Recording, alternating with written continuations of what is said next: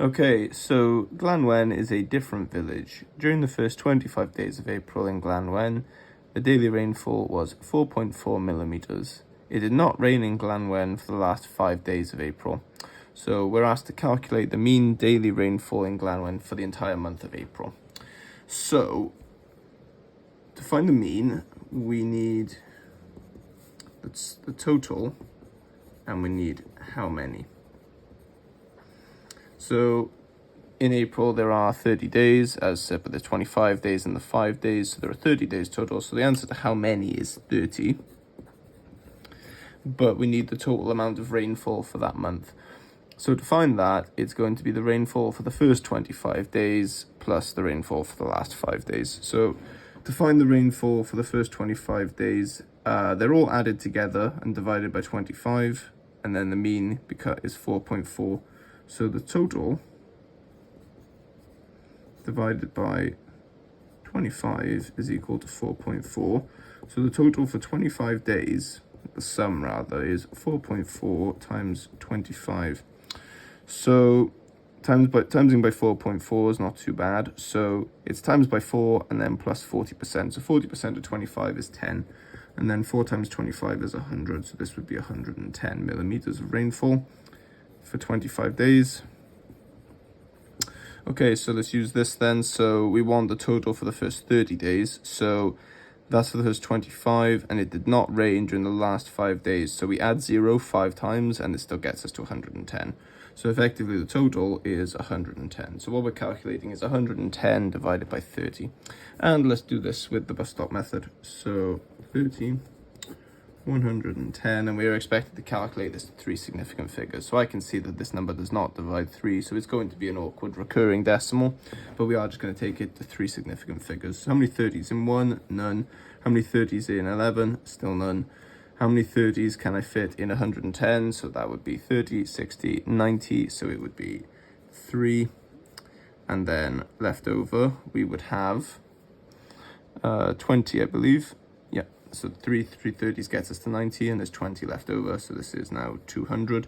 How many 30s can I fit in 200? So I can get to 180 with 6 of them, and then that's 20 left over. So this is another 200, which means this will be 6, which makes this another 20, and that makes this 6, and so on. So the answer is 3.6 recurring effectively. This will keep happening.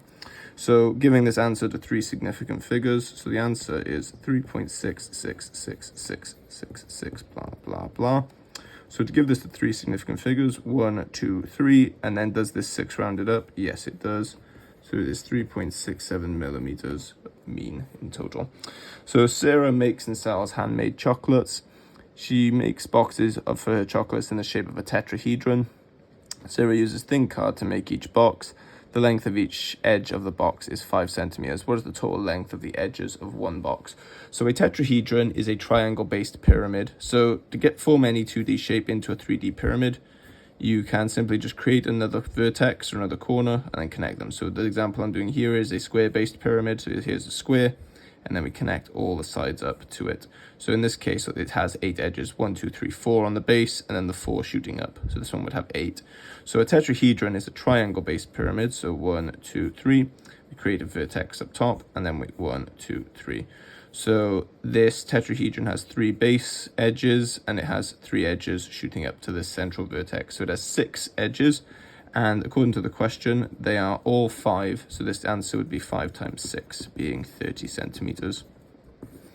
Okay, each box contains 4 chocolates.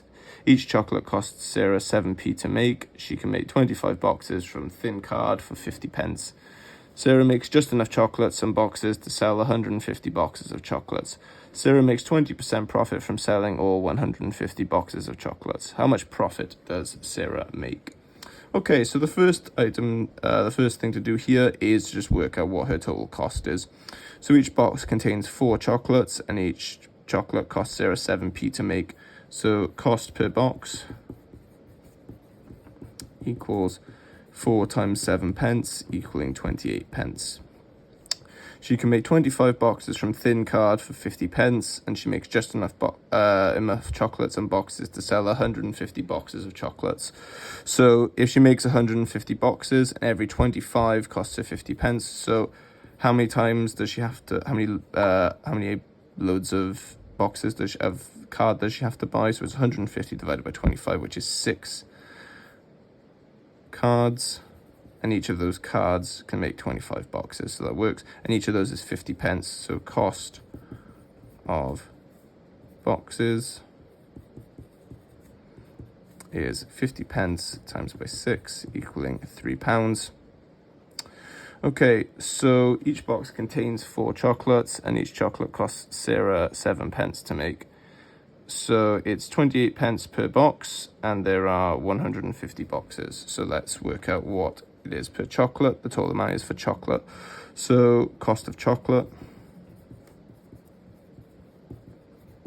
would be this 28 pence, and that would be times by the 150 boxes. So there's 4 chocolates in each box, and they cost 28 pence each, cost per box. So the total cost of the chocolate is 28 pence times 150. Right, so we can do this any which way we like, really. I'm going to do this using Napier's bones. So I'm going to draw a box that is 3 across and 2 down. And it's important to note, because this is pence, this is going to give me my answer in pence as well. So I will have to convert that to pounds when we're done.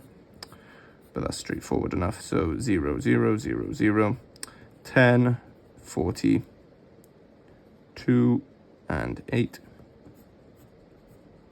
So that is 0, 0, 0, 0, 4, 8, 2, 1. So 1, 1, 2. That is 4 and 0. So it is 4,200 pence, or £42 for chocolate. So the cost of chocolate in total is £42. The cost of the boxes is £3. So it costs her in total cost is £45. And so Sarah makes 20% profit from selling all 150 boxes of chocolate. So it would be tempting here to work out what 20% added on is and then take it off the original. But the difference is obviously 20%. So you can just calculate 20% of the total cost and be done with it pretty much. So let's find 20% of 45. So 10% would be £4.50. And therefore 20% would be £9.